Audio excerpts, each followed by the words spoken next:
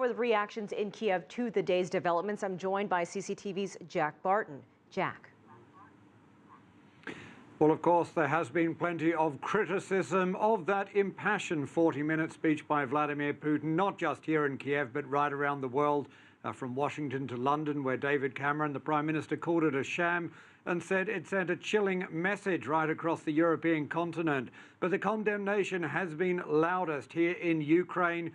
Today, the country's acting president, Alexander Turchinov, even went as far as to compare Vladimir Putin's plan announced today, outlined today, to absorb Crimea into the Russian Federation as comparable to Germany's aggressive land grabs in the 1930s. I would like to remind you of the history. World War II started with the annexation of the territory of other countries by fascist Germany. Today, the president of Russia, Mr. Putin, likes to talk about fascism a lot, is copying the fascists of the last century. And of course, it was not just criticism over that speech today.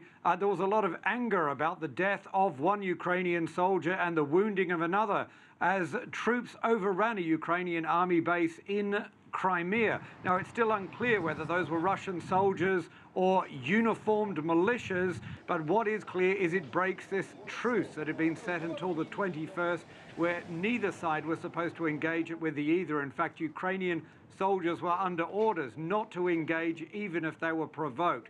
Well, today the country's Prime Minister, Arseniy Yatsenyuk, called what had happened a war crime because of that truce. Members of Parliament warned this had definitely raised the spectre of an armed conflict. And again, even the acting Prime Minister said this definitely moved the crisis, or is moving the crisis from a political conflict towards a military conflict. All right, CCTV's Jack Barton for us in Kiev.